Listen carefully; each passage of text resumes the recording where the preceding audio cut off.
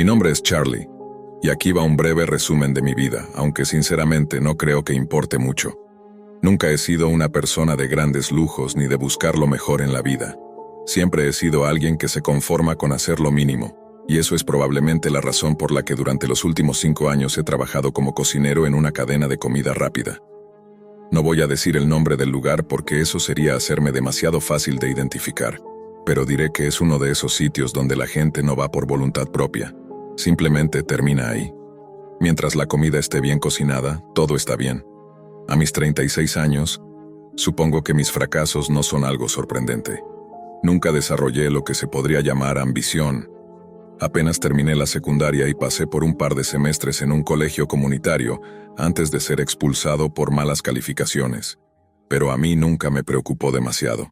Mientras tuviera un techo sobre mi cabeza, comida simple en la mesa y suficiente dinero para pagar mi internet, estaba satisfecho. Mi vida no era perfecta, pero me mantenía. Y, para ser honesto, lo único que realmente me importa es el internet. Un trabajo sencillo, sin mucho esfuerzo, me dejaba mucho tiempo libre para dedicarme a mi verdadera pasión, navegar en la web. Eso fue lo que me metió en problemas, de alguna manera. Puede que una vida de mediocridad sea mi castigo, pero quién sabe, tal vez sea lo que me merezca. No sé si alguien va a creerme, pero si puedes ayudarme, por favor, responde. Nunca he visto algo como esto antes, ni conozco a nadie que lo haya experimentado, pero si sabes algo te agradecería mucho. Déjame comenzar desde el principio. Fue el internet lo que me metió en líos, no el internet común y corriente. Ese puedes navegarlo sin problemas, solo ten cuidado con los virus o las estafas. Pero el lugar en el que terminé metido fue la Deep Web. Si alguna vez decides aventurarte ahí, recuerda que no es un sitio para curiosos. No hay nada bueno en la Deep Web, solo desastres esperando a suceder. Nunca me interesó mucho el lado oscuro de la web hasta que cerraron Silk Road, uno de los mercados más famosos, donde podías comprar todo tipo de cosas. Al principio, era solo un sitio de curiosidad. Pensaba que no me pasaría nada, pero la atracción fue creciendo. En la web encontré páginas con contenido que no imaginaba que existiera, sitios que al principio me parecían un juego, pero poco a poco me atraparon. Mi amigo Gail me habló de la Deep Web hace más de 10 años. Éramos solo un par de chicos aburridos, viendo cómo podías acceder a cualquier cosa sin restricciones. Al principio todo era solo una broma, pero a medida que crecían mis visitas, la fascinación se volvió más peligrosa. Gail y yo nos distanciamos.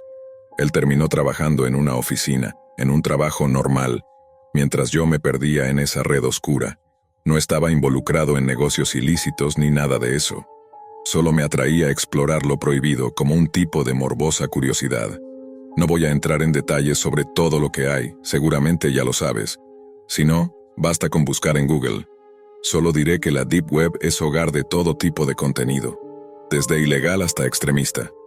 Pero lo más interesante era ver los sitios que nadie te decía, como una especie de morbo por descubrir lo que estaba oculto.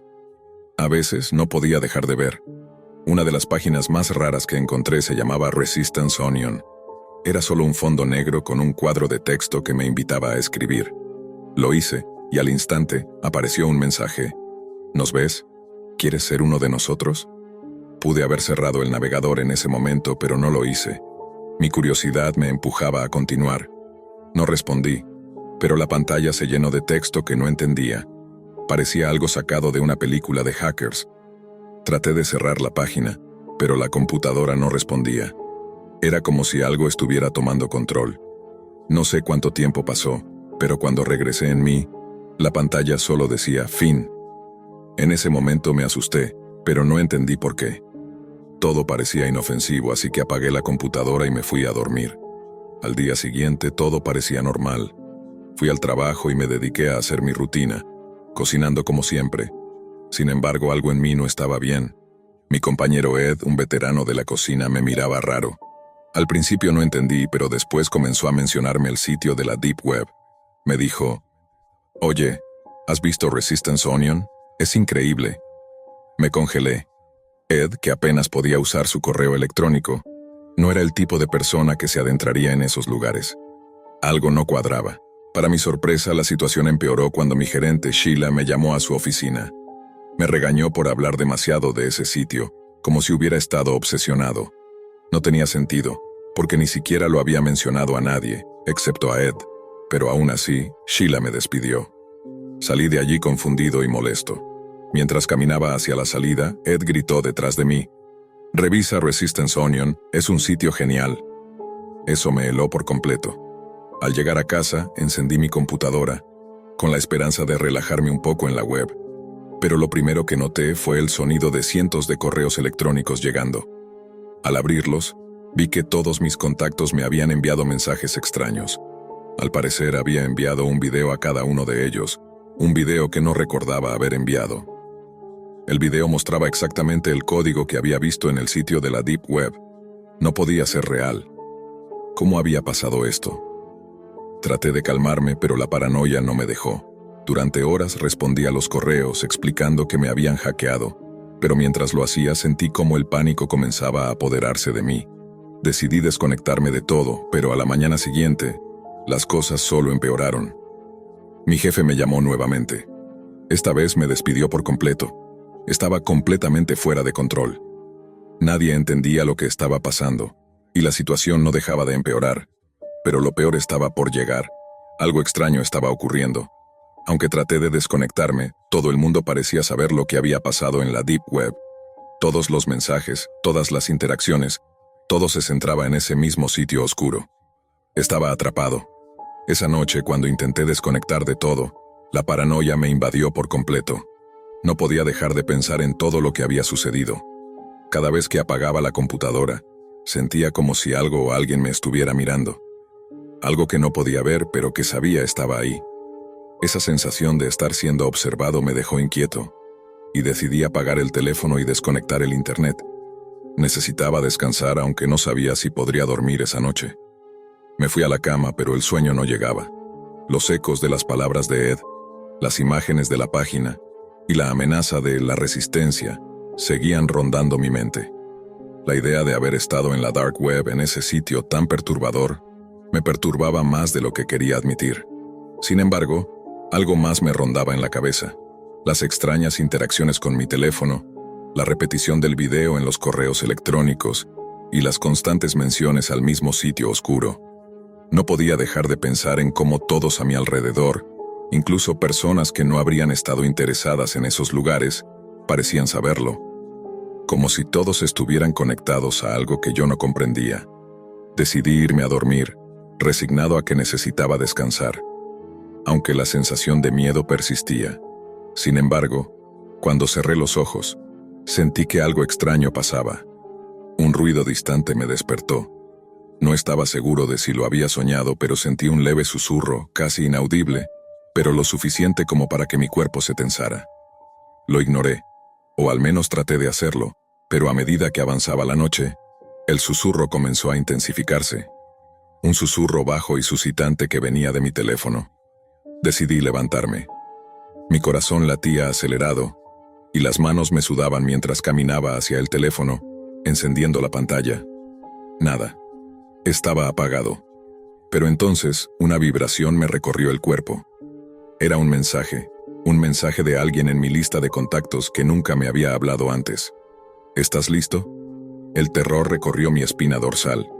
No pude responder, no sabía qué hacer. Entonces me di cuenta de algo aún más aterrador. No era yo quien había escrito el mensaje. Miré el teléfono y vi que estaba enviando mensajes automáticamente. Decenas de ellos. Videos, links, palabras sin sentido. Todo relacionado con la Deep Web, con esa página Resistance Onion. Mis dedos no tocaban la pantalla. Algo o alguien estaba tomando control de mi dispositivo. El pánico me inundó. Corrí hacia la computadora esperanzado de que al menos podría descubrir qué estaba pasando. Pero mi pantalla estaba llena de texto. Sin ningún comando de mi parte, el ordenador se había encendido, y un mensaje apareció en la pantalla, ocupando toda la superficie. Decía: la resistencia es inútil. Nos vemos pronto. No entendía lo que esto significaba, pero sabía que estaba en medio de algo mucho más grande de lo que podría haber imaginado. El aire en la habitación estaba denso, la sensación de peligro palpable. Cuando miré al espejo me sorprendí al ver que mis ojos estaban completamente inyectados en sangre. Mi reflejo me miraba, pero algo no estaba bien. Sentí un sudor frío en mi frente. Algo en mí se había transformado. Mi cuerpo parecía extraño, como si no me perteneciera. Las palmas de mis manos estaban húmedas, frías, y la presión en mi pecho era insoportable. Algo en mi interior había cambiado. Salí corriendo en busca de respuestas, pero no pude encontrar nada. Todo lo que sabía era que la Deep Web no era simplemente una red para explorar contenido ilegal o encontrar cosas que no se deben ver. Era un lugar donde las fronteras entre la realidad y lo irreal se difuminaban, donde las personas no solo se perdían, sino que eran consumidas por lo que se encontraba allí. Y yo me había convertido en una de esas víctimas. Lo siguiente que supe fue que estaba conduciendo sin rumbo, sin siquiera saber cómo había llegado al coche. Mis pensamientos eran confusos, mi mente fragmentada. Todo lo que podía oír era el zumbido de la radio, pero las voces dentro de ella me hablaban de algo que no quería escuchar.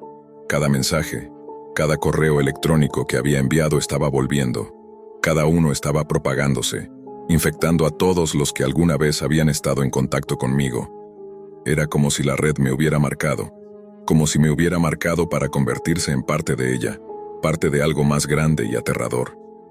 Llegué a un motel barato y me registré sin dar detalles. Solo quería estar lejos de todo eso, aunque no tenía ni idea de cómo escapar de lo que me había atrapado. Dentro de la habitación el teléfono no dejó de sonar. Cada vez que lo miraba, un nuevo mensaje llegaba, cada uno más desesperado que el anterior. «Estás siendo observado», decía uno. «Es solo el comienzo», decía otro. Las palabras eran ininteligibles, pero el mensaje era claro. Ya no estaba solo. Algo había cruzado al otro lado, algo oscuro que me observaba, que me controlaba, y me estaba llevando. Mientras los mensajes seguían llegando, un terror inédito me atravesó. Mi mente comenzó a nublarse, y la voz, esa misma voz que había oído en la Deep Web, comenzó a susurrar en mi oído. «Te estamos esperando. La resistencia es inútil». Mis piernas temblaban, mi cuerpo no me respondía. No sabía qué hacer, a quién recurrir. Nadie podía ayudarme. De repente el teléfono sonó una vez más. Miré la pantalla, y en ella apareció un mensaje final, que parecía venir de todas partes a la vez. «Lo que viste en la Dark Web no es solo un juego. Ahora eres parte de nosotros». La pantalla se apagó de golpe. Todo a mi alrededor comenzó a desmoronarse, y no supe si estaba soñando o si había cruzado algún umbral del que no había retorno. Ahora, mientras escribo esto, siento como si mi alma estuviera siendo drenada, como si no fuera yo quien estuviera escribiendo, sino algo más, algo que me controla, algo que me observa desde las sombras. Si lees esto, ten cuidado, no caigas en la tentación de explorar lo prohibido, porque una vez que entras no hay vuelta atrás, la Deep Web no te deja ir tan fácilmente. Y yo, ya no soy yo. Nunca imaginé que acabaría escribiendo esto. En mi línea de trabajo uno aprende a callarse más de lo que cuenta, y hablar demasiado puede ser un error costoso. Pero lo que ocurrió fue tan inusual, tan perturbador, que siento la necesidad de dejarlo registrado, aunque sea de forma anónima, para que otros quizás eviten seguir el mismo camino. Trabajo en una división especializada de delitos informáticos dentro de una agencia federal. No puedo entrar en detalles. Basta con decir que mi trabajo está enfocado en rastrear crímenes digitales. Y sí, muchas veces eso incluye monitorear lo que sucede en la Deep Web. A diferencia de lo que se dice en los foros o en los canales de YouTube de terror, la mayoría de las cosas que circulan sobre la Deep Web, cuartos rojos, sicarios por encargo, rituales en vivo, no son más que invenciones baratas para asustar a adolescentes. La mayoría de los delitos reales, y eso lo sabe cualquiera que haya trabajado en el campo, ocurren en la parte visible de Internet. Sin embargo, todo cambió para mí un martes por la tarde. Recibí una llamada que, en apariencia, no tenía nada que ver con mi unidad. El oficial que me contactó no estaba seguro de si debía asignármelo, pero me pidió que al menos le echara un vistazo. Cuando llegué, me encontré con dos chicos jóvenes, menores de edad, sentados con la expresión de quien ha visto más de lo que debería. Me imaginé que se trataba de algo banal, un caso menor de robo de identidad o phishing, pero en cuanto uno de ellos comenzó a balbucear sobre un reto en redes sociales que involucraba la Deep Web, supe que las cosas iban a ponerse raras. Al parecer estaban participando en una especie de desafío viral en TikTok o quizá en YouTube, no lo dejaron claro. La idea era sencilla: entrar a la Deep Web y comprar algo extraño, algo que nadie más tuviera. Ya sabes, el típico comportamiento adolescente que busca la adrenalina de lo prohibido. Me explicaron que habían navegado por múltiples páginas ocultas, la mayoría inofensivas o decepcionantes, hasta que dieron con un sitio que vendía libros únicos. Compraron uno, y lo trajeron conmigo, envuelto en una bolsa de plástico y sellado con cinta. Me puse guantes antes de tocarlo. A simple vista parecía un libro viejo, encuadernado en cuero desgastado. Pero bastó abrirlo para que todo se tornara turbio. El contenido era una serie de fotografías. Las primeras eran inofensivas: una chica joven, sonriendo en lo que parecía un parque o una plaza. Pero a medida que pasaba las páginas, las imágenes cambiaban de tono: ropa más ajustada, poses más provocadoras, luego disfraces sexuales, un uniforme de sirvienta, orejas de gato, medias, y al final, fotos explícitas. Pregunté si eso era todo, si solo querían mostrarme pornografía comprada en la Deep Web. Entonces uno de ellos sacó una pequeña tarjeta que venía dentro del libro. En ella, con una caligrafía elegante, se leía: «Gracias por su adquisición, estimado cliente. Este libro contiene algo más que simples imágenes. Lo que sostiene entre las manos es verdaderamente único. Para asegurar que su experiencia sea íntima, el volumen ha sido encuadernado con la piel de la joven que aparece en las fotografías. Disfrute de cada página». Leí la tarjeta 2 veces, y por un segundo creí que era un mal chiste, tal vez parte de una puesta en escena exagerada para hacer más oscura la experiencia. Pero los chicos no estaban riendo, estaban pálidos, nerviosos. Los entrevisté por separado. Sus versiones coincidían palabra por palabra. Todo apuntaba a que estaban diciendo la verdad. Intenté ser razonable. Les dije que probablemente todo era una estrategia de marketing retorcida, que la encuadernación sería cuero animal y nada más. Pero por protocolo, informé a la gente a cargo y documentamos el material. Pensé que ahí terminaba mi participación, un simple caso curioso más entre miles. Hasta que días después me llamaron de nuevo. El análisis forense del libro confirmó que el cuero de la encuadernación era piel humana. Y de pronto, lo que parecía una historia absurda de adolescentes jugando en la Deep Web se convirtió en un caso criminal de dimensiones monstruosas. A partir del momento en que el laboratorio confirmó la procedencia del material, todo cambió. El simple hecho de saber que el libro había sido forrado con piel humana auténtica activó todas las alarmas. No solo era un caso macabro, ahora nos enfrentábamos a la posibilidad de un homicidio ritualizado, o peor aún, sistemático. El departamento forense indicó que, por la forma en que la piel había sido tratada y curtida, el proceso fue realizado por manos expertas, alguien con conocimiento profundo de cómo trabajar material humano como si fuera cuero. La investigación se reabrió de inmediato. Me reincorporaron al caso. Mi primer paso fue interrogar nuevamente a los 2 adolescentes. Necesitábamos rastrear la URL exacta que habían utilizado para hacer la compra en la Deep Web. Por fortuna, uno de ellos todavía la tenía guardada en una nota encriptada de su celular. Usamos una red protegida y un entorno virtual seguro para intentar acceder al sitio, pero todo lo que obtuvimos fue un mensaje de error. El dominio .onion ya no respondía. Ni una línea de código, ni una dirección IP, nada. Era como si el sitio hubiera sido borrado del mapa digital. Pensé en las posibilidades. Tal vez el administrador del sitio lo había cerrado tras completar la venta, o quizás alguien lo había denunciado y lo habían tirado desde adentro. Recurrimos a todo lo que teníamos a mano. Analizamos el libro, escaneamos cada página, buscamos huellas, rastros de ADN, microfibras, tinta. Los expertos determinaron que la piel pertenecía a una mujer joven, caucásica. Su ADN, sin embargo, no coincidía con ninguna base de datos criminal, ni registros médicos ni reportes de personas desaparecidas. Tampoco se pudo determinar su identidad a partir de las fotos. Circulamos las imágenes en bases de datos privadas, pero nadie la reconoció. La joven parecía invisible para el sistema. Era como si nunca hubiese existido. En paralelo, revisamos el historial de paquetes enviados desde los buzones utilizados en la transacción. Ambos libros, sí había otro, fueron despachados desde grandes ciudades, con etiquetas falsas y sin remitente confiable. Lo único que compartían los 2 envíos era el tipo de caja, una caja de cartón reciclado sin marcas.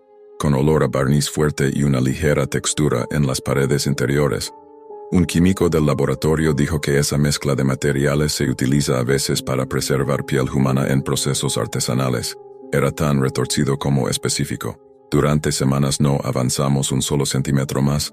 La frustración era palpable. El caso parecía enfriarse, hasta que encontré algo inesperado. Una noche, navegando por foros profundos de discusión, donde gente comparte experiencias turbias con la Deep Web, encontré una publicación anónima que me hizo detenerme. Una mujer de otro estado relataba haber adquirido un libro extraño también desde la Deep Web. Describía con detalles inquietantes cómo dentro del paquete venía una tarjeta muy similar a la que teníamos, agradecimientos, advertencia de que era piel real, sugerencias de cómo sentir la textura mientras se lea. El tono ceremonial era idéntico, casi palabra por palabra. Rastrear a la mujer fue complicado, pero finalmente dimos con ella. No quiso reunirse en persona. Aceptó enviar el libro para análisis, solo con la condición de que se le garantizara anonimato absoluto. Su historia era simple. Lo compro por curiosidad mórbida. No esperaba que fuera real. Cuando lo recibió, no pasó de las primeras páginas antes de devolverlo a su caja y esconderlo. Algo en ella le decía que estaba mirando algo que nunca debió ver. El análisis del segundo libro confirmó lo que temíamos. También estaba encuadernado en piel humana. El ADN, en esta ocasión, no coincidía con el del primer ejemplar. Distinta víctima, mismo procedimiento, misma carta, mismo origen, pero esta vez, la URL que usó la mujer seguía activa. Fue un avance como pocas veces hemos tenido en la unidad. El enlace nos llevó a un sitio alojado en la Deep Web, accesible solo con navegadores específicos y protocolos de cifrado. A diferencia de otras páginas del inframundo digital, que suelen ser catálogos rudimentarios o foros con estética amateur, este sitio era sorprendentemente básico, como si estuviera diseñado para pasar desapercibido. Nada de efectos, solo fondo blanco, texto negro y enlaces simples. El catálogo incluía títulos genéricos, nada particularmente sospechoso. El diario de Ella, Sonrisas en verano, colección privada de primavera. Todos venían con una descripción que parecía escrita por un poeta perturbado, una experiencia íntima con la textura del recuerdo, encanto natural forjado a mano, páginas que respiran tu deseo. Revisamos cada sección del sitio y lo capturamos por completo. Tomamos capturas, descargamos el código fuente, analizamos los metadatos, pero no encontramos ni una pista de su servidor de origen. Preguntamos a los adolescentes si ese era el sitio por donde habían hecho su compra y ambos lo confirmaron. Uno de ellos incluso recordó el título exacto, Tesoro de Primavera. No podíamos rastrear a los vendedores. No podíamos identificar a las víctimas. Lo único que sabíamos con certeza es que alguien estaba secuestrando mujeres jóvenes, fotografiándolas, asesinándolas, despelejándolas y luego vendiendo libros encuadernados con su piel por la Deep Web, todo bajo la fachada de arte. Y lo peor es que ya no era solo un caso aislado. Entonces ocurrió lo inesperado. El chico que había hecho el pedido del primer libro, el más curioso, el que convenció al otro a participar en el reto, desapareció. Un día, simplemente no volvió de la escuela. Se pensó que era una fuga voluntaria, como tantas otras, pero no dejó nota, no llevó pertenencias, nada que indicara una salida planeada. Durante semanas, se le buscó por todo el estado. Se activó la alerta Amber, se revisaron cámaras, se interrogó a contactos, maestros, amigos, y no se encontró absolutamente nada. Fue entonces cuando el segundo chico vino a nosotros temblando con un sobre en la mano. Había sido dejado en la puerta de su casa esa mañana. El sobre no tenía remitente ni dirección, solo su nombre escrito a mano. Dentro había algo inhumano, un trozo de pergamino. Pero no era papel, era piel humana, según confirmó el laboratorio más tarde. En su superficie, escrita con lo que el análisis forense determinó que era sangre, se leía un simple mensaje: mantente fuera de nuestros asuntos. Y las pruebas de ADN no dejaron dudas. La piel era del chico desaparecido. Tras el hallazgo de ese fragmento de piel humana, marcado con sangre y entregado como una amenaza directa, el caso dejó de ser solo inquietante. Se convirtió en una pesadilla tangible. La investigación ya no giraba únicamente en torno a quienes estaban detrás del negocio de los libros macabros. Ahora teníamos que asumir que estaban observándonos, sabían quiénes éramos y no temían hacérnoslo saber. Yo no soy alguien que se considere fácilmente impresionable. Mi carrera ha estado plagada de imágenes difíciles de borrar, de pruebas digitales que me han hecho perder la fe en ciertas partes del ser humano. Pero esa noche, no dormí. Durante 3 días, cada vez que cerraba los ojos, veía esa piel, ese mensaje. Sentía el eco de las palabras escritas con sangre: mantente fuera de nuestros asuntos. El miedo no era solo por mí, era por mi familia, por las personas que amo. Sabía que cualquiera que se adentrara demasiado en ese mundo podía desaparecer, como el chico, y la Deep Web no deja huellas, no permite giros dramáticos de último momento. Y cuando alguien cae, es como si nunca hubiese existido. Pero justo cuando pensaba que nada podía ponerse más oscuro, la historia dio un vuelco brutal. Pasamos de investigadores a narradores involuntarios, porque mientras tratábamos de recomponer la cadena de horrores del caso del libro de piel humana, en otra parte del país alguien más ya estaba viviendo su propia versión de un infierno tejido por la Deep Web. Un segundo narrador entra en escena, un hombre que, al principio, no tiene nada que ver con nosotros ni con los adolescentes. Un traficante de drogas de poca monta. Un hombre que ha pasado desapercibido para el sistema durante años, operando desde la sombra, aprovechando la impunidad del anonimato digital. No voy a pretender que soy una buena persona, comienza diciendo. He vendido pastillas falsas, he puesto en riesgo a gente que ni siquiera conocía, todo para ganar unos billetes, pero lo que me pasó a mí, no se lo deseo ni a mi peor enemigo. Dice que su negocio había estado cayendo. La legalización de la marihuana había hecho que sus ventas bajaran. Ya nadie necesitaba contactar a alguien como él para conseguir algo con lo que olvidar. Y eso lo obligó a reinventarse, y ahí fue donde entró la Deep Web. Ali encontró un mercado sin reglas, un terreno donde la moral era una opción y la ley era solo un concepto abstracto. Vendía armas, sin números de serie, sin verificaciones, pistolas automáticas, rifles, todo lo que cualquiera pudiera querer, sin preguntas. Durante un tiempo le funcionó. Gente de todos lados le escribía, desde mafias locales hasta tipos solitarios que querían sentirse protegidos.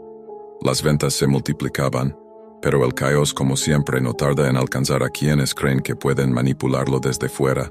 Un día, uno de los envíos sale mal. Una pequeña pandilla me escribió furiosa. En lugar de sus AK-47, habían recibido una caja con consoladores. Consoladores, enormes, negros, 30 centímetros cada uno. ¿No les pareció gracioso? A mí tampoco. Los mensajes de amenaza no tardaron. Desde mafias mexicanas hasta grupos de Europa del Este le empezaron a reclamar por entregas erróneas. Algunos paquetes nunca llegaron. Otros terminaron en direcciones equivocadas. En al menos un caso, las armas terminaron en manos de la policía. Sin entender cómo había pasado, el traficante recurrió a un hacker de confianza. Entraron al sistema de envíos. Ahí lo descubrieron. Alguien había manipulado todas sus órdenes, redireccionando los paquetes, saboteando su reputación, echándole encima a toda la cadena criminal que dependía de él. Su sistema había sido intervenido desde adentro, y entonces comenzó la verdadera pesadilla. Estaba sentado frente a la computadora con la cabeza entre las manos, cuando escuché una voz. No era mi conciencia, era mi computadora. La cámara web se encendió sola. Un LED rojo parpadeaba. ¿Alguien lo estaba observando? Una voz masculina comenzó a hablarle, con una calma que era más escalofriante que cualquier grito. Le habló como si ya lo conociera, como si supiera exactamente quién era, dónde vivía y cuántos errores había cometido. Tuviste una mala semana, ¿no es cierto? Parece que todo se te viene encima. El traficante pensó que era un chantaje como otros. Se burló, le mostró el dedo medio a la cámara, pero la voz no se ofendió. Siguió hablando segura de sí misma, hasta que dijo las palabras que lo congelaron. Deberías preocuparte por los 4 miembros de la tríada china que vienen por la esquina de tu calle ahora mismo. La pantalla de su computadora cambió. Mostraba una cámara de seguridad, colocada en la calle frente a su edificio. Una cámara de un cajero automático.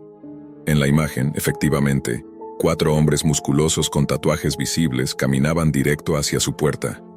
El traficante apenas tuvo tiempo de reaccionar. La voz le indicó que huyera por la ventana trasera, corriera por la escalera de incendios, cruzara por el callejón, que siguiera las instrucciones, si quería sobrevivir. Disparos comenzaron a sonar detrás de él mientras corría. Una bala pasó tan cerca de su cabeza que pudo sentir el calor cortante del aire desplazado. Finalmente logró escapar, pero no era libre. Estaba siendo guiado, manipulado. Lo llevaron a un almacén oscuro, escondido en una zona industrial abandonada. El lugar parecía normal al principio, hasta que la puerta se cerró con un clic y la temperatura comenzó a caer.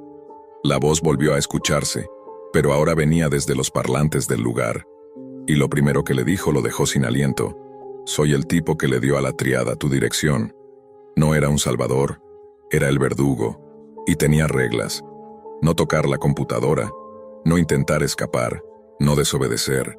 Cada infracción sería castigada con la muerte. Lo sabía porque el traficante descubrió que le habían insertado una cápsula de cianuro dentro de su mano mutilada, justo donde antes había estado su dedo medio. La cápsula podía activarse remotamente. La voz le encargó una misión: infiltrarse en una estación de policía y recuperar las armas que él mismo había vendido y que ahora estaban bajo custodia como evidencia de un triple homicidio. El traficante se negó al principio. Dijo que era imposible, que no era un ladrón profesional ni tenía los recursos para colarse en una comisaría sin ser descubierto. La respuesta fue brutal: mira tu mano. Y al hacerlo, vio el brillo metálico incrustado entre la carne. Era real. Todo era real, con la certeza helada de que su vida estaba literalmente en manos de alguien más, alguien que hablaba desde un parlante, que lo había despojado de un dedo y que conocía cada uno de sus pasos. El traficante aceptó la misión, no porque quisiera, porque no tenía alternativa. La voz le explicó el plan con una calma quirúrgica, como si ya lo hubiera ensayado cientos de veces. Cerca de la puerta hay una cesta. Dentro encontrarás un uniforme de policía, una placa falsa, una tarjeta de acceso y un auricular Bluetooth. Conéctalo a tu teléfono. A partir de ahora solo escuchas. No hablas, no preguntas, solo haces. El hombre, aún temblando por el dolor en la mano mutilada, obedeció. Se vistió con el uniforme.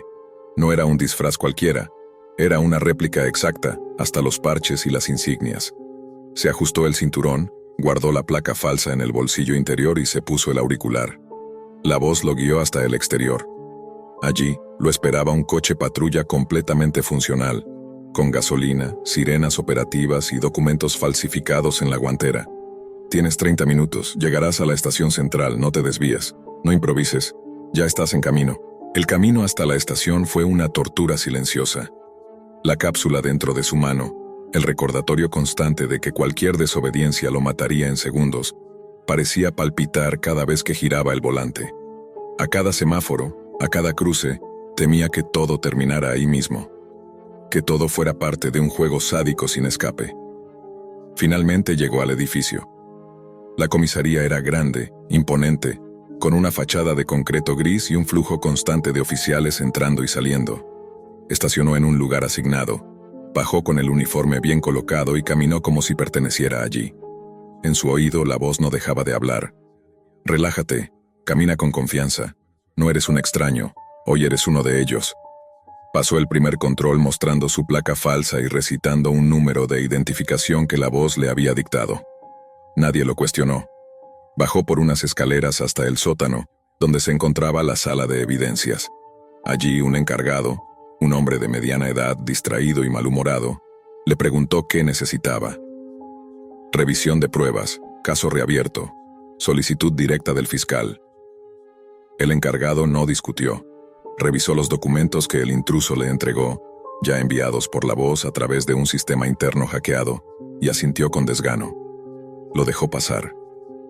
Una vez dentro, caminó entre estanterías metálicas hasta encontrar 3 armas específicas, 2 pistolas semiautomáticas y un rifle con el número de serie limado. Las colocó en bolsas de evidencia nuevas, respirando agitado. Hasta ese momento todo iba sorprendentemente bien. Ya las tengo, susurró rompiendo por primera vez la regla del silencio. La voz respondió de inmediato sin alterar su tono. Sal despacio. No llames la atención. En 3 minutos cortamos la señal y estarás solo. No hagas ninguna estupidez. pero justo cuando se disponía a salir, el encargado lo detuvo. No puedes llevarte eso así como así. Necesito que firmes los documentos de retiro. La sangre del traficante se congeló. Tomó el bolígrafo con la mano buena y escribió un nombre cualquiera. Pero el hombre frunció el ceño. Este caso estaba cerrado. ¿Por qué tanto interés ahora? La tensión se multiplicó. El traficante improvisó una excusa. El fiscal encontró inconsistencias. Hay una nueva declaración. Quiere revisar el armamento. El encargado lo miró desconfiado. Se alejó hacia una oficina detrás del vidrio para consultar con un detective. El traficante los vio hablar. Ambos lo miraron. El dedo del detective señaló directo hacia él. Los ojos se encontraron, y supo que lo habían descubierto. «Corre», dijo la voz. Ahora. Sin pensarlo, agarró las bolsas con las armas y salió corriendo por el pasillo. El detective y el encargado gritaron. Sonaron pasos.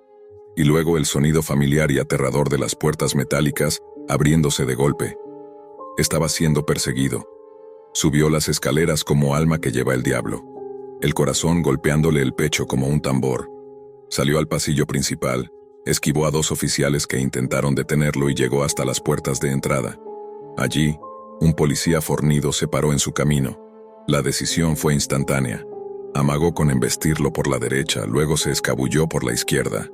El policía cayó en el engaño, y el traficante pasó de largo. Detrás de él, las órdenes de «deténganlo» ya se mezclaban con gritos y alarmas. Corrió hasta el estacionamiento. Alcanzó el coche patrulla justo cuando una bala rompía la ventana trasera. Arrancó a toda velocidad, serpenteando entre autos mientras las sirenas policiales comenzaban a llenar el aire. El caos era total.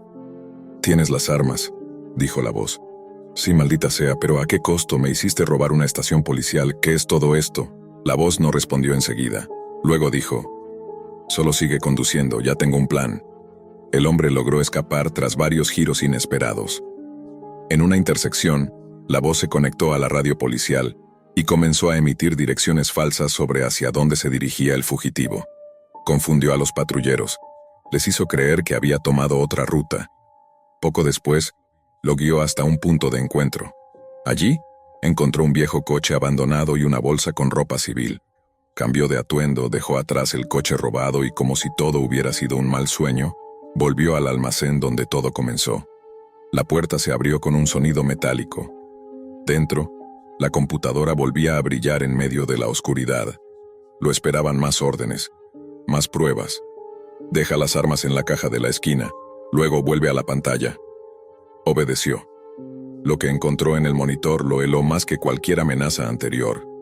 Una fotografía. Un niño. No tendría más de 9 años. Sonreía junto a una bicicleta roja.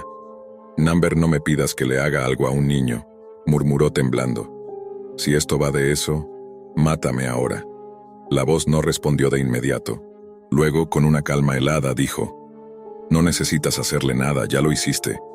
El traficante no entendía. Se arrodilló frente a la pantalla, forzado por el agotamiento, el miedo y el dolor físico. Miró con más atención. El niño le resultaba vagamente familiar. Y entonces la voz comenzó a narrar. Ese niño vivía a 3 cuadras de una zona controlada por narcos. Una tarde, después de hacer su tarea, pidió permiso para dar una vuelta en su bicicleta nueva. Su padre accedió. Era una tarde tranquila, hasta que sonaron los disparos. Un tiroteo desde un coche, balas al azar. Uno de los proyectiles le atravesó el pecho al niño. Murió antes de que la ambulancia llegara. ¿Sabes de dónde venían las armas? ¿Sabes quién las vendió? Tú. Silencio. Yo solo hago las ventas. No controlo lo que la gente hace con ellas, respondió el traficante con voz apenas audible. Tu mano sostiene las balas aunque no dispares. ¿Recuerdas esa cápsula en tu mano? Pues hay otra, más pequeña, más sofisticada. Está en tu abdomen. Nadie la encontrará. No hay hospital que pueda removerla. Si algún día decido activarla, morirás lenta y dolorosamente. El hombre se desplomó en el suelo sin aire. Su cuerpo mutilado, perseguido, destrozado, se convirtió en una prisión viviente. No había escapatoria. Y lo peor era saber que alguien desde la Deep Web seguía observándolo, esperando, controlándolo. El traficante despertó en una cama de hospital. Hipotermia, fractura nasal, pérdida de sangre. Lo habían encontrado inconsciente en un callejón industrial. La policía no tardó en vincularlo con el robo en la estación. Fue juzgado y condenado. 20 años de prisión estatal. Hoy cumple su condena en una celda fría. Su mano mutilada le duele con cada cambio de clima. Casi no duerme. Cada vez que escucha un zumbido, una voz, un clic, se pregunta si ese será el día en que la cápsula se active, porque sabe que allá afuera, en algún rincón de la Deep Web, alguien aún lo observa, y no ha terminado con él. Nunca creí que llegaría el día en que contaría esto. Hay momentos en los que desearía que mi memoria funcionara como un disco duro. Borrar, formatear, olvidar. Pero no importa cuánto lo intente. Cada vez que cierro los ojos, vuelvo ahí, a esa noche, a ese cuarto, a esa pantalla. Todo empezó como empiezan las peores decisiones, con la sensación de que no pasaba nada. Éramos adolescentes aburridos, con demasiado tiempo libre, y ese impulso estúpido de ir más allá de lo permitido. Nos creíamos invulnerables, como si nada pudiera tocarnos de verdad. La Deep Web no era algo nuevo para nosotros. De hecho, ya casi se había vuelto una especie de ritual en nuestras reuniones. Cuando no había mucho que hacer, abríamos el navegador especial, nos metíamos por túneles oscuros de la red y explorábamos páginas raras, foros con temas bizarros y hasta servicios turbios que parecían salidos de una película enferma. Sí, habíamos visto cosas fuertes, pero nada que sintiéramos real. Todo parecía distante, ajeno, como si fuera un teatro grotesco diseñado para asustar a los ingenuos. Hasta esa noche. Nos juntamos en casa de Mike. Sus padres habían salido de viaje por el fin de semana, así que teníamos vía libre. Éramos 5, cada uno con una bebida en la mano, todos apretujados en su cuarto, con la única luz siendo la del monitor. Había pasado la medianoche. Ya estábamos hartos de los juegos y las bromas de siempre. Fue entonces cuando Mike dijo: ¿y si entramos otra vez a la Deep Web? Nadie se opuso. Era como una broma recurrente.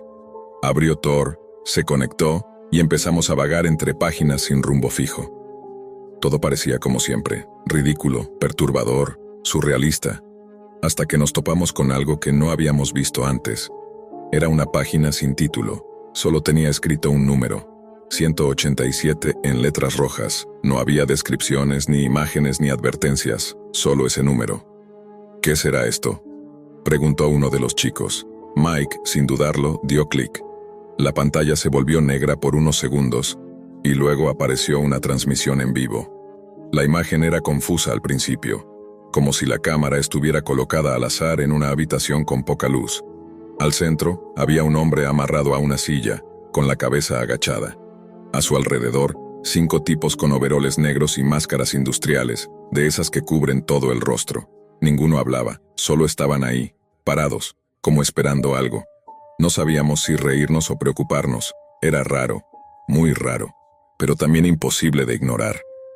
Fue entonces cuando uno de los enmascarados se acercó a la cámara y habló. Al principio no se le entendía por el ruido de fondo, como si hubiera estática o interferencia, pero poco a poco su voz se fue aclarando. Decía que estábamos a punto de comenzar un juego, uno en el que nosotros, los espectadores, teníamos el control. A su lado, en una mesa, había una caja transparente llena de bolitas con números.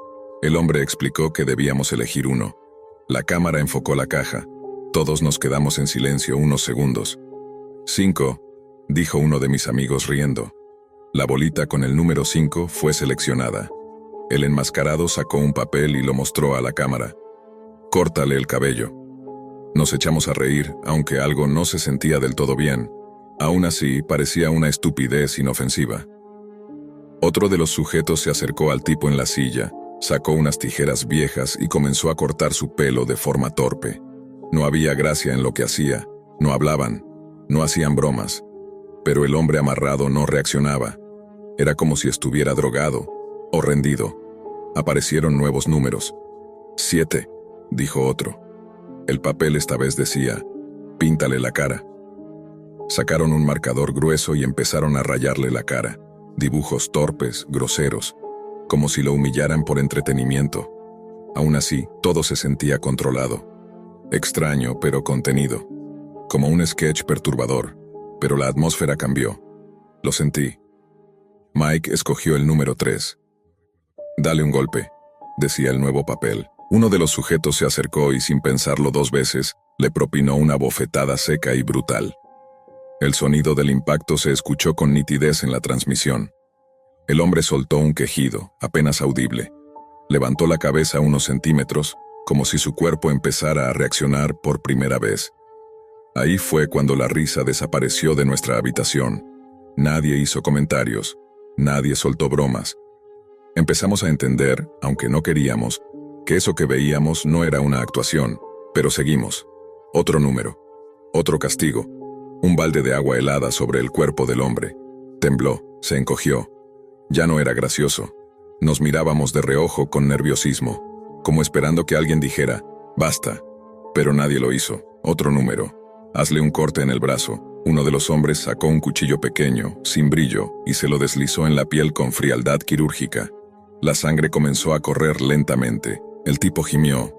Esa clase de sonido que uno no puede fingir. Era real.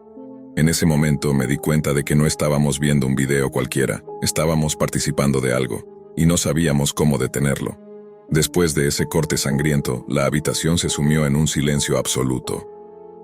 No era el tipo de silencio que se produce cuando a todos se les acaban los temas de conversación, sino ese tipo denso, sofocante, que se clava en la garganta. Nadie podía mirar al otro por más de un segundo.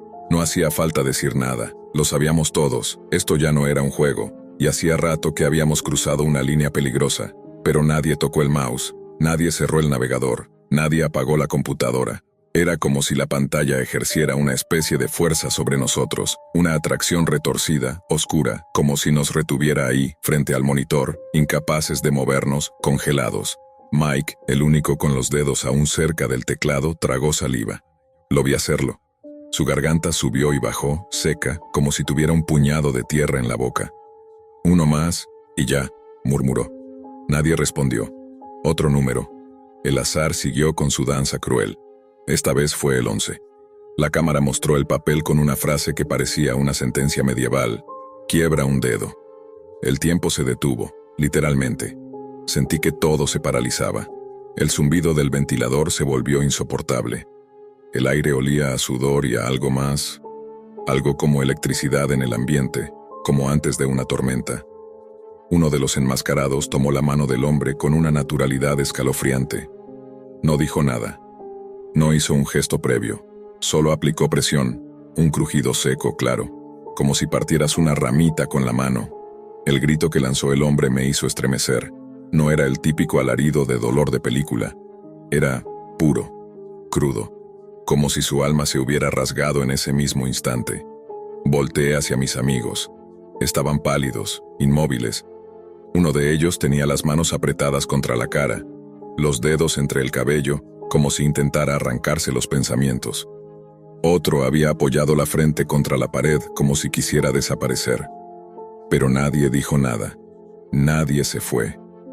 Éramos cómplices mudos, atrapados en un espectáculo que nosotros mismos habíamos alimentado. Después vino otro número, y otro. Arráncale una uña. Usaron unas pinzas metálicas, tomaron el dedo herido y comenzaron a jalar. Despacio. Con esa lentitud cruel que solo se ve en las pesadillas. El hombre gritó de nuevo. Gritó hasta que su garganta pareció romperse. No se desmayó. No aún. Fue peor. Seguía despierto. Yo quería vomitar. De verdad. Sentí la bilis subir por mi garganta y me llevé una mano a la boca. Mis piernas temblaban. Pero no me moví. No sé si fue por cobardía o por esa maldita necesidad de saber qué venía después. La Deep Web nos había capturado.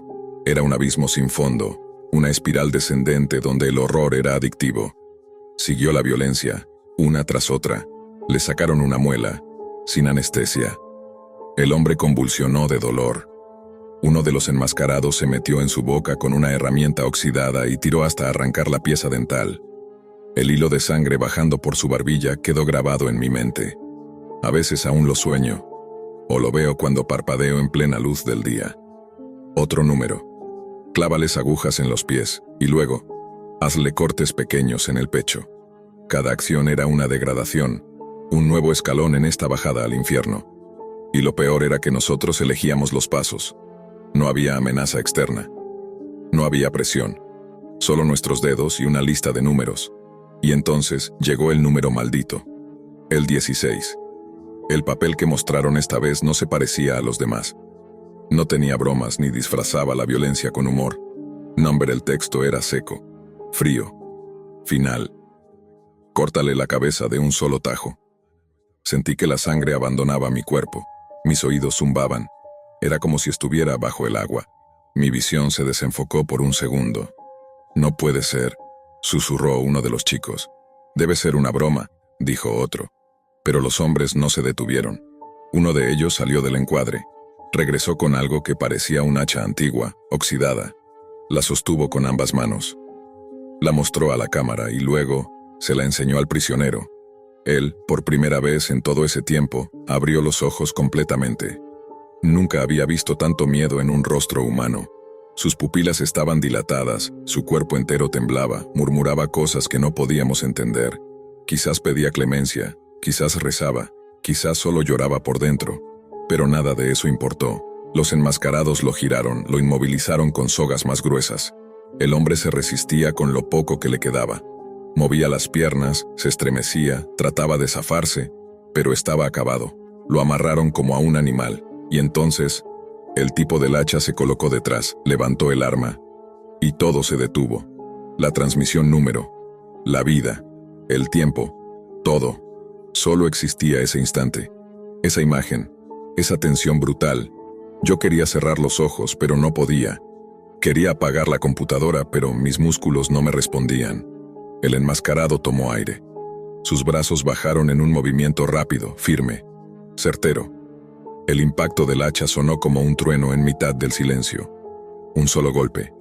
El ruido fue seco, brutal, como si un melón pesado hubiese caído al suelo desde una gran altura. Hubo un instante de vacío.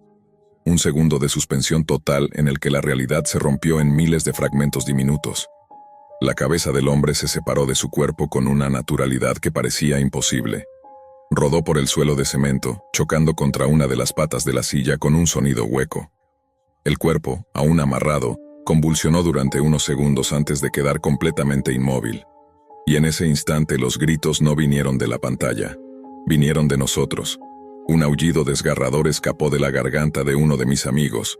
Otro tiró su silla hacia atrás y cayó al piso, sollozando como un niño. Yo me llevé las manos al rostro. No lloraba. No gritaba. Estaba congelado como si me hubieran arrancado el alma. Mike cerró la laptop de golpe. Todo se oscureció, pero el silencio que quedó después no fue de alivio. Fue un abismo, un pozo negro lleno de horror y culpa. Nadie dijo una sola palabra. Nos quedamos allí, inmóviles, con la única luz proveniente del ventilador del techo que giraba lentamente, emitiendo un zumbido insoportable.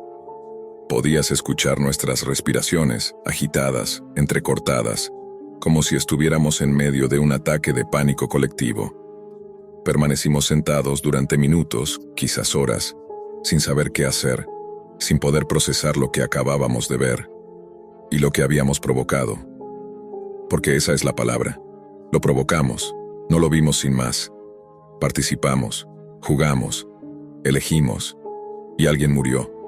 Salimos de la habitación uno por uno, sin despedirnos, sin cruzar una sola mirada.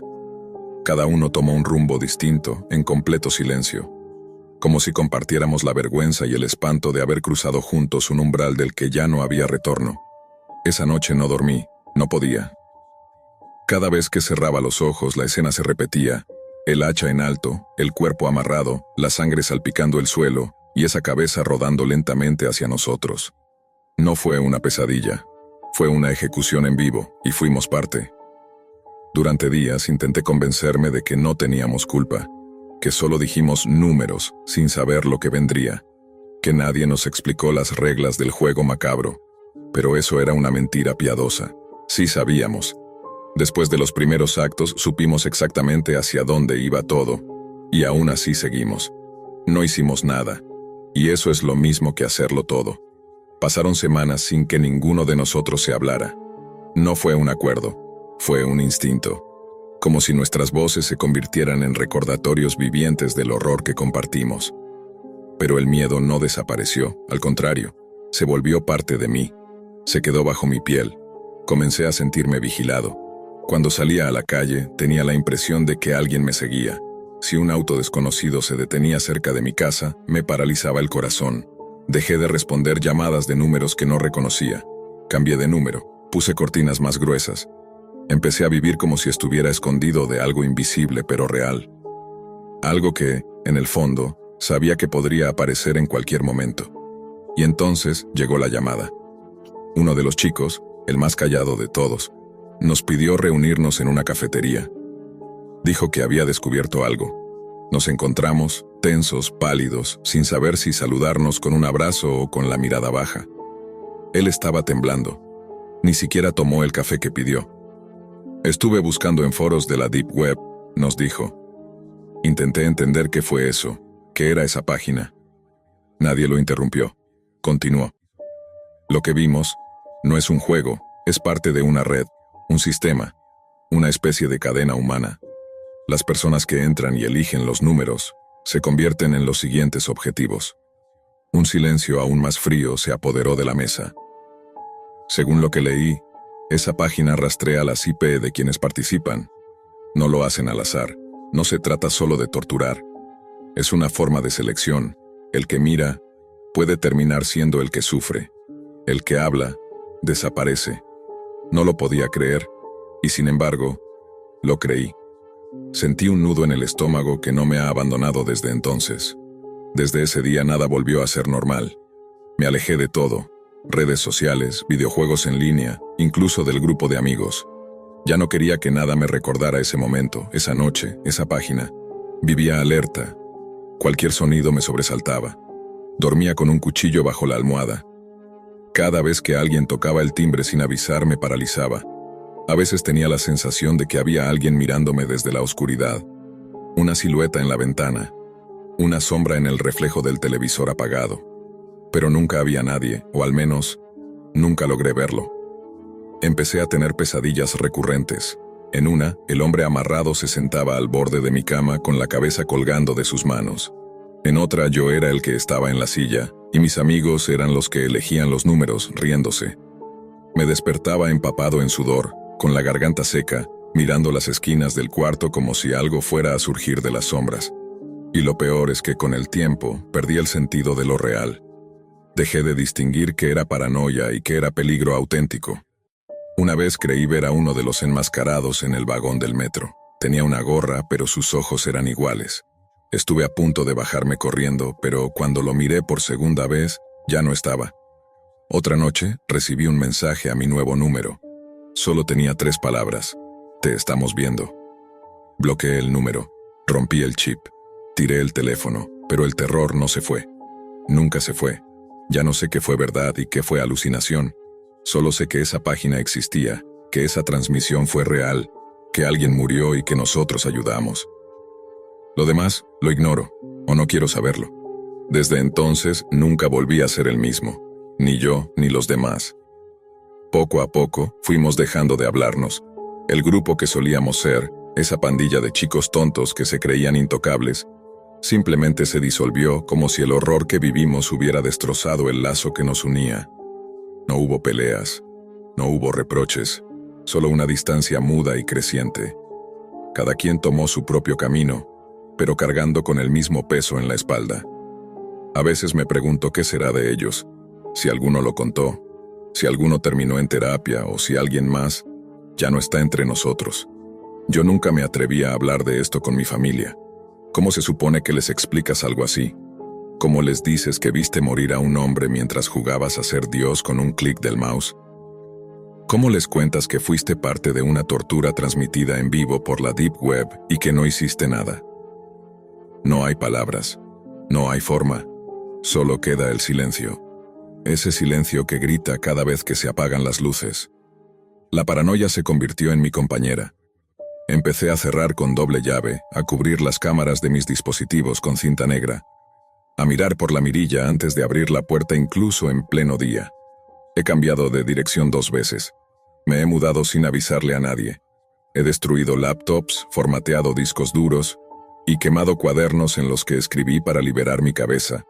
Nada funciona, porque no se trata solo de protección. Se trata de vivir sabiendo lo que viste, lo que hiciste, sabiendo que no eras tan inocente como creías. A veces camino por la calle y me parece que alguien me observa desde un auto estacionado. En otras ocasiones escucho ruidos extraños en la noche y me despierto con el corazón galopando en el pecho. Una vez juré ver una figura parada frente a mi ventana durante varios minutos, pero cuando me acerqué, no había nadie. Solo la sombra de mi culpa reflejada en el cristal. Y la verdad, ya no sé si ese miedo es porque alguien realmente viene por nosotros, o porque no puedo vivir conmigo mismo. Pasaron años desde aquella noche. Años. Y sin embargo, cada vez que apago la luz de mi habitación, me vuelvo ese chico de nuevo, sentado frente a la computadora, con el estómago revuelto, con los dedos helados sobre el teclado, recordando la voz del hombre que gritó, recordando la cabeza que cayó. Lo más extraño es que nunca más volví a encontrar esa página.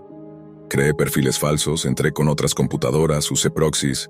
Nada, desapareció, como si nunca hubiera existido, como si solo hubiera sido un castigo para nosotros, una especie de maldición lanzada desde los rincones más oscuros de la Deep Web. Pero sé que no fue una alucinación, porque no estaba solo, porque los otros también lo vieron, porque nadie se ríe de eso hoy. He conocido a personas que creen que la Deep Web es solo un mito, una exageración, un invento de adolescentes aburridos y conspiranoicos, y en parte los entiendo, porque nada de lo que hay en la superficie del Internet, ni siquiera en las películas de terror, se parece al vacío moral absoluto que habita en esas profundidades. Ahí las leyes no existen, las reglas no aplican, la vida humana es un recurso, el dolor un espectáculo, y el error más común es pensar que uno puede entrar, mirar un rato, y salir como si nada. Pero eso no es verdad. Lo que vimos esa noche se nos metió en la sangre, nos cambió, nos corrompió. Tal vez ese era el verdadero juego. No torturar a un hombre, sino ver hasta qué punto un grupo de adolescentes podía dejar de lado su humanidad por curiosidad, por diversión, por el morbo de tener el control.